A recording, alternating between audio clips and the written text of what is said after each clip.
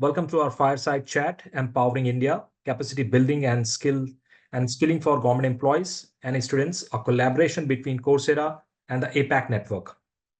On behalf of APAC Network, this is Vishwas Das, and we are delighted to have you on this very important campaign. We have started this fireside chat wherein we have brought together government policy makers and industry experts to discuss an important campaign, and it will be to make people aware of the government's efforts and the role of private sector in achieving some important goals when it comes to making our masses skillful. The partnership between government and industry in the skilling sector is not just beneficial but essential for ensuring that government employees are equipped with the right skills for the future. In this series, we explore India's transformative journey as these innovations reshape the world of work and public service, equipping young graduates and government employees with future-ready skills has never been more crucial. In this episode, we will discuss how fostering these competencies can unlock pathways to opportunities, driving sustained growth, and digital leadership for India. Let's begin by introducing our distinguished panel. I'm delighted to welcome Ms. R. Jaya, Additional Secretary of the Ministry of Tribal Affairs, Government of India, as our esteemed speaker for this episode. Good morning, ma'am. A warm welcome to you, and thank you so much for sparing your precious time. A 1995 batch IS officer of the Tamil Nadu cadre, she brings a wealth of experience and deep insights into India's public sector initiatives. She has been a pioneer in stressing the significance of constitutional provisions in the socio-economic development and preservation and promotion of socio-cultural heritage of the tribes in India. She has been a key architect in driving forward the Eklavya Model Residential School Program, aimed at providing quality education to ST students in remote areas. Thanks to her efforts, today there are around 476 functional EMRSA schools in the country with more than 1.30 lakh students enrolled in them. Another 715 such schools have been sanctioned. Not just EMRS, Ms. Jaya has been instrumental in other schemes like scholarships and Bandhan Kendras to promote tribal education and livelihood, as well as promoting tribal culture through TriFed. In every one of her postings, Ms. Jaya has emphasized on automation and computerization of processes to ensure expeditious disposal of matters and transparency. She is credited with the release of thousands of bonded laborers in Vellore as sub-collector, and she has been engaged in women's empowerment through the formation, stabilization, and capacity building of self-help groups as additional collector. She took many initiatives during her stint in the handloom and textile sector, including the first handloom fashion show. Some of the proposals that had been developed during her time in the education sector are now a part of the new education policy. Thank you so much, ma'am, for joining us. And now it is time to introduce Prashasti Rastogi, Senior Director for Campus and Government, Coursera India. Good morning, Prashasti, and welcome to you.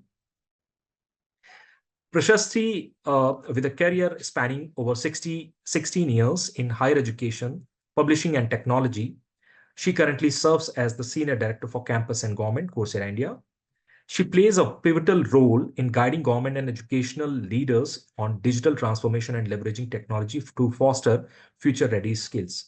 Prashasti's extensive experience includes building strategic partnerships with academic institutions, governments, and corporations across APAC, Europe, and the US, facilitating impactful academic exchange. Before joining Coursera, she held key roles at Willy, FBM, and DAT. Academically, Prashasti holds a degree in information technology from the University of Delhi and an MBA from FMS Delhi. She also possesses an international diploma in German language from the Goethe Institute, Munich, and an MDP in leadership for the future from IIM Ahmedabad.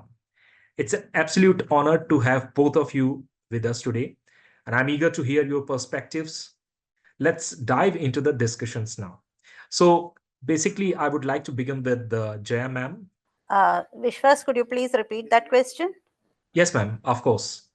We would like to know about some of the key initiatives that have been taken to enhance the skills of government employees and students under Ministry of Tribal Affairs. Thank you so much for posing that question, Vishwas, and also for having me here. I'm very glad that the Ministry of Tribal Affairs and the Scheduled Tribes in general are a part of this entire initiative, and that is a heartening thing because we know that our Scheduled Tribes are amongst the most marginalized people, and living in remote areas, not being. I'm giving a background before I come to your question because being here on this platform as a representative of the ministry and the larger population. I think it's a great honor to be here and also an indication of how far the scheduled tribe has arrived. And that's very heartening to know. And having said that, you were talking about the initiatives that the ministry has taken for the government employees as well as for the students, right? So when we are, I'll break it up into two. For the government employees, you would all have heard of the I Got platform, right? The I Got platform is an online learning platform which the Department of Personnel and Training has spearheaded through the Capacity Building Commission. And the Capacity Building Commission has a wide range of courses, online courses, something like what the Coursera does, but more relevant to the system within to build capacities for the job and for future roles that the government servants may undertake. The Ministry of Tribal Affairs, I'm happy to tell you, has been one of the what should I say, early entrants into that particular place.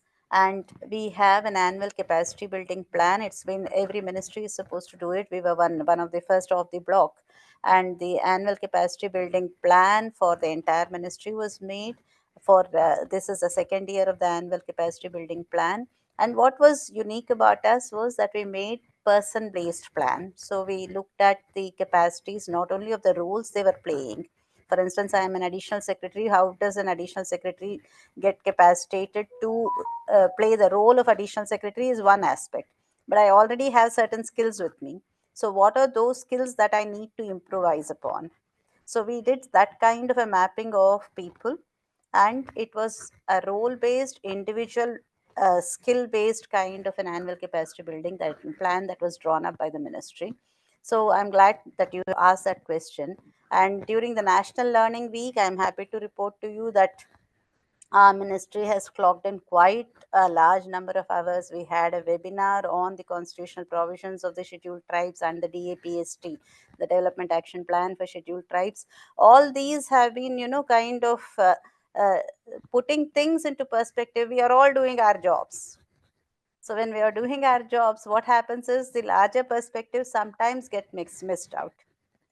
And this has been the capacity building plans and the way in which we have gone about it, I think, have kind of reinforced the holistic idea, the perspective of development of the scheduled tribes. And one of the things about our ministry is we are not only into development, we are also into, we say it is simultaneously the aim of the ministry is to preserve, conserve, and promote the culture of the socio-cultural heritage of the tribes of India. So these two objectives, I think the capacity building has kind of, tried to take it in. Now we are in the process of making a Know Your Ministry module, and shortly it should also be, kind of developed into a full-fledged module on the IGOT.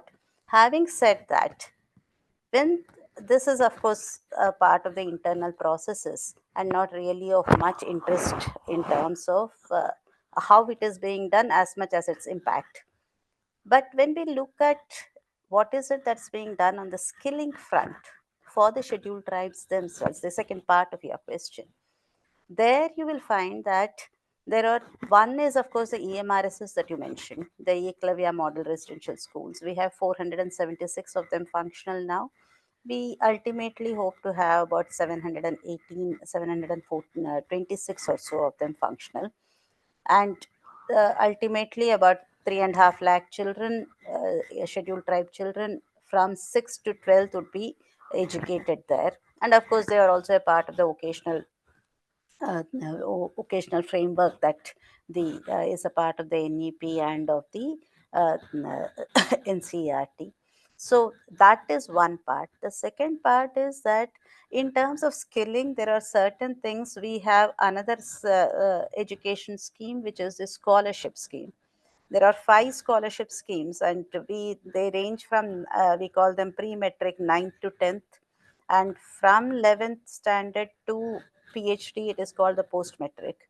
And you will be, it's with pleasure. I want to inform you that about more than 30 lakh children are getting scholarships through the ministry, and that is up to, as I said, PhD, with the fees of the professional courses beyond 11th standard, from 11th standard being taken care of. So that is one aspect. And there is also this aspect of the National Fellowship for Scheduled Tribes and Top Scholarship Scheme, and the National Overseas Scheme. I think all of this fits very well into both a skill framework, a livelihood framework, and an education framework. Why I am reporting to you, I am talking about these scholarship schemes, is because this is one of those initiatives that are taking us towards skilling India in a strong manner. The ITIs, for instance, are a part of this entire post metric scholarship. So anything that involves a course of more than 6 months, I think, is called as higher education, and higher education is a part of this scholarship scheme. And you will be surprised that when we sponsor our children for national overseas scholarship, they go into PhD, they go into higher education at the master's level. That's what the NOS is for. The fellowship is 750 children who are already enrolled in universities for their PhD are selected. So it's a huge thing. And then coming to the specificities of skilling itself, uh, the Vandhan Vikas Kendras that you mentioned, these are basically like federations of self-help groups, which as you know, the tribes are mostly forest based, and a large portion of their livelihood depends on minor forest produce. Now when the minor forest produce is gathered, it is gathered in its most raw form. Obviously we are just plucking it from from the forest, we are just taking it from the forest. But then when it is sold, it doesn't fetch so much of a value. So we have what is called a minimum support price for 87 MFPs, minor forest produce. But that itself does not guarantee you a good income.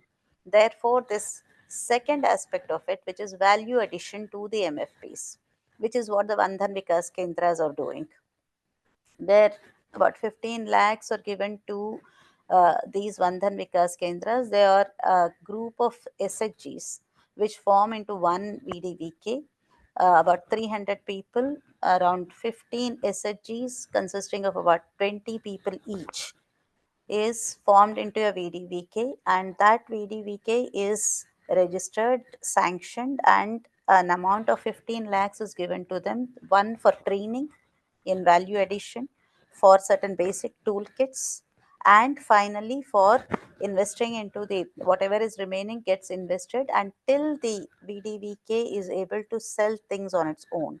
It is supported. That is one part of livelihood. Then the TriFed is a marketing source for them. It's a marketing platform. And the TriFed enrolls these VDVKs as suppliers, apart from other suppliers. So that is one more aspect of livelihood. Then we have in the EMRSS, we have skill development going on. It's with great pride that I am able to tell you that we have actually looked at cutting edge technology. So, with the ISRO on space technology, we are giving exposure to our children on what space technology is. So we have what is called JICAR program. This JICAR program, we have already done one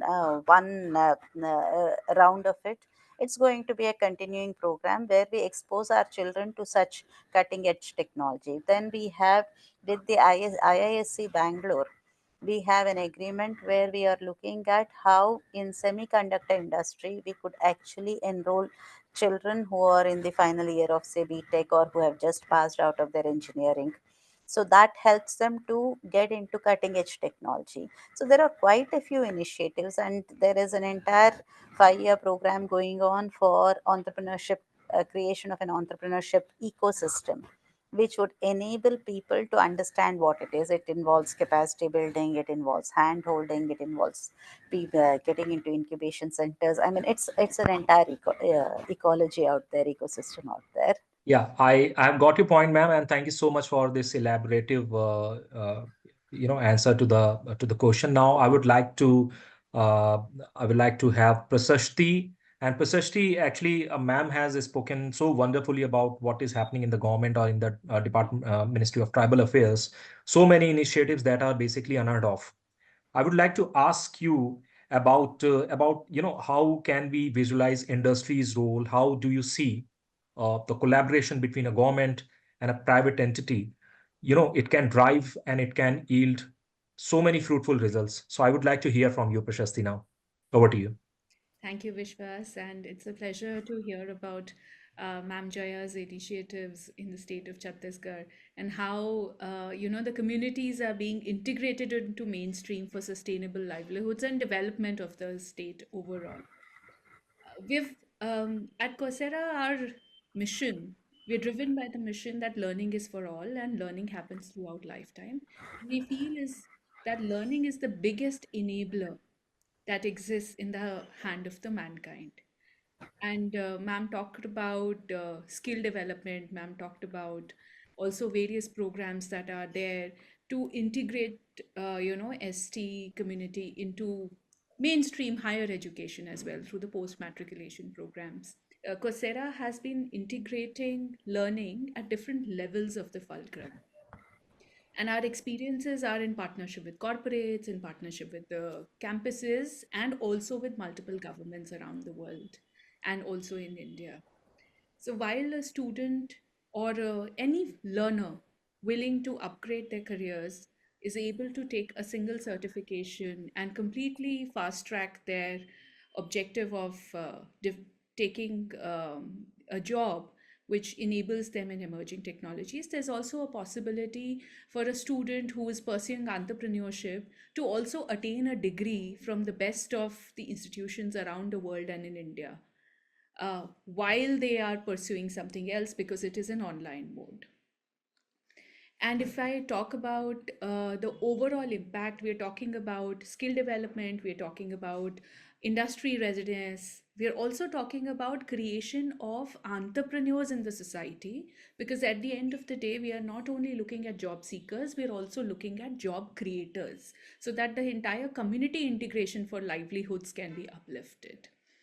Um, the state of Guyana was in news for a very long time because the Prime Minister of India was visiting Guyana, and there was a lot of news about, the ties and the kind of food sharing that happened. Coursera recently, in partnership with Government of Guyana, with President Irfan Ali as the sponsor of the program, launched a countrywide skilling program because they have similar challenges that how to integrate population into mainstream jobs and how to uplift the country overall towards a very IT driven economy. And there were about 10,000 courses and 50 industry certificates that were available to the population to bridge skill gaps, develop job ready skills, and position Guyana as the global talent hub on the global map. Now, how do we do that? There are about 300 partners who author certifications on Coursera. And these partners are best of the companies in the world like Google, Meta, Unilever, SAP, Amazon.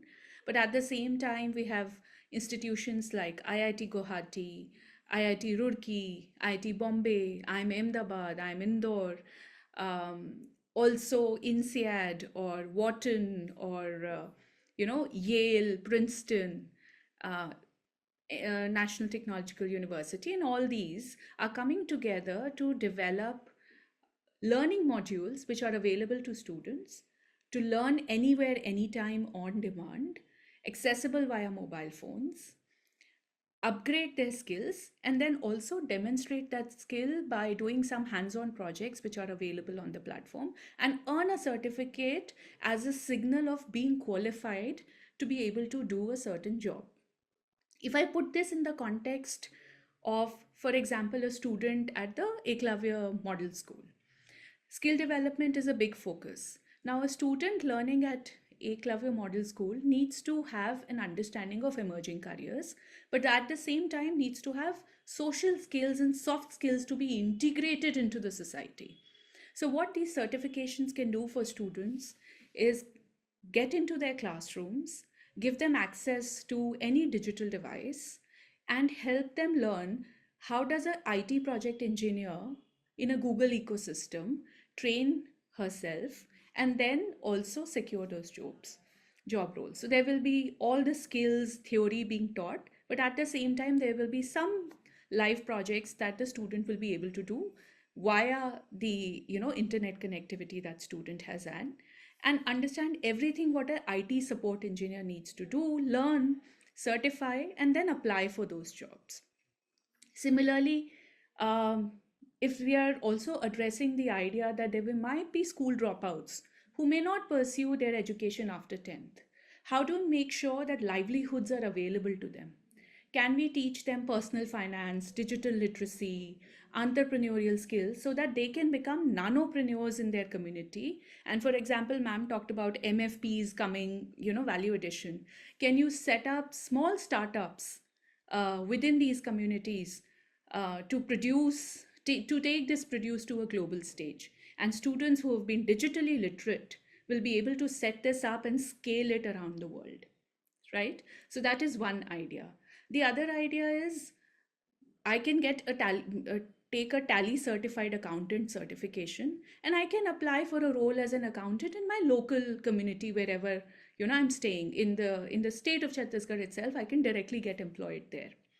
India, I mean, the Prime Minister also talks about India being the global talent hub by also making a step forward in remote jobs. And we know that remote working is the truth of the day. Plus, India is very attractive because of our demographics. We have a large young population, so we know that we can push more into employment. Secondly, we are a cost leverage nation as well, which allows global capability centers to come into India, do high quality work, and also get cost leverage. A, talent is available. B, there's cost leverage. C, these are the high growth countries, right? So attracting financial capital through human capital is, another signal there. Third thing that I want to talk about is also how do you push students into higher education? Country's gross enrollment ratio is currently a little short of 27%. The aim is to get over 50% by 2030. And that's a very aggressive goal. What is the answer to the challenges with infrastructure development, availability of faculty, and the time and the cost which is required to scale it at a physical level? The answer is use of technology and giving access on demand online through the high internet connectivity that we have. And that is possible if adoption of online is done even in higher education, which the NEP already allows. The regulators have come forward and given equivalence to online degrees and campus degrees. They've set some quality benchmarks which the institutions are following. At Coursera, we run a BSc degree in computer science with IIT Guwahati. And we have students from over 40 cities who are enrolled in that program while they are pursuing something else, which could be a startup dream. It could also be an online on-campus degree, but maybe not of the subject or area of their choice. They're also pursuing their dream of gaining a IIT degree, learning from IIT Guwahati professors at a very affordable cost, and then also uplifting their career. So this is significantly helping bringing a lot of students who don't have access to campus education into higher education sector, and also giving them the opportunities that they deserve. So that's the holistic ecosystem in which we operate. And we have seen in India some great examples with the government of Kerala, government of government of Orissa, in government of Madhya Pradesh, and also lately government of Tamil Nadu. Some of these projects come to life. Yeah. So this is very heartening to know that you have so many collaborations with state governments to not only uplift the morale of the underprivileged children, but to actually come up with certain kind of solutions. I would like to give 1 minute each to Jaya ma'am and Prashasti to you to actually, ma'am, Jaya ma'am, actually I wanted to ask you about how do you see private sector's role when it comes to there's a possibility of certain collaboration with them because they are the industry experts and they can really come up with solutions which can really result in enhancing the quality of the government of India's initiative. So over to you, ma'am, and I would request you if you can sum up in 1 minute. Thank you so much, ma'am. Vishwas, there is no doubt that the private sector and the public sector should work together. Partnerships are the way to go, and in that, I would talk about two things. One is the CSR initiatives. I think those areas where people have not gone, I think though there we have to look into, and we have to in government open our. I mean, we have opened quite a bit, but I think a large amount of more opening would help in ensuring that the best brains of the private sector are engaged with in such a manner that the private sector interest of profiteering vis-a-vis a social, even if it is through a social entrepreneurship, and of the government of ensuring that everybody has a share in the pie. I think those two are a process of negotiation, and we should be able to get across that and get the best of both worlds together. Partnerships are the way to go, no doubt about that. Thank you so much, ma'am. And Prasasti, I would like to request you if you can, sum up the whole conversation, and if you'd like to add something here in this conversation. Over to you, Prasasti. Yeah, thank you. Thank you. So, no, nothing is uphill if we all upskill. That's our motto. And one of the things that will drive the society forward, ma'am rightly said, is partnerships. How can we collaborate better? And in this collaboration, how can we take everybody along? Certain sections of the marginalized communities, but also a big focus on women. Women workforce reintegration has been at the heart of what we do. And we have President Murmu. How can we create more of them? Because she's always been talking about asserting authority and moving forward. So, how can we reach in every section of the society and enable and empower them at a very affordable price with the right kind of skill to drive their progress forward and their families' progress forward? So that's what I look forward to. I So would just much. like to add one caveat here, if you don't Yes, mind, ma'am. and that is that I will be very wary of talking about mainstreaming because everyone is a part. I mean, India is a diverse country, and I think as much as we are in the process of skilling people, teaching people, I think it's also time that we learned a lot from people. I would, in fact, say that for climate change and for sustainable development, I think the tribes have a lot to teach us. That's true. Ma'am, you said, no, preserve, conserve, and promote.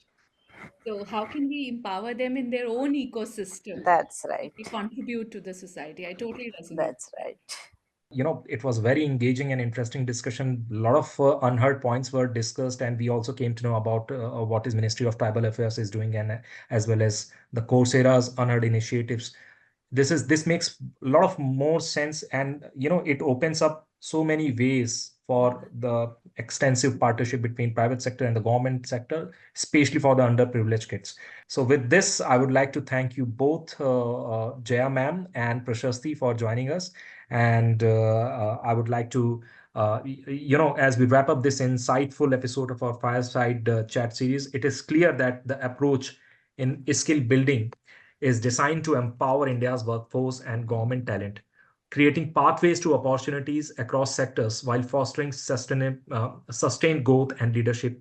Um, I would like to also add that this collaboration combines the government policy making and regulatory capabilities with the private sector's innovation, efficiency, and investment capacity in areas like education, infrastructure, and health. public-private partnerships can really accelerate development, create jobs, and ensure efficient service delivery. Thank you for joining us. Stay tuned for our next episode. Thank you so much.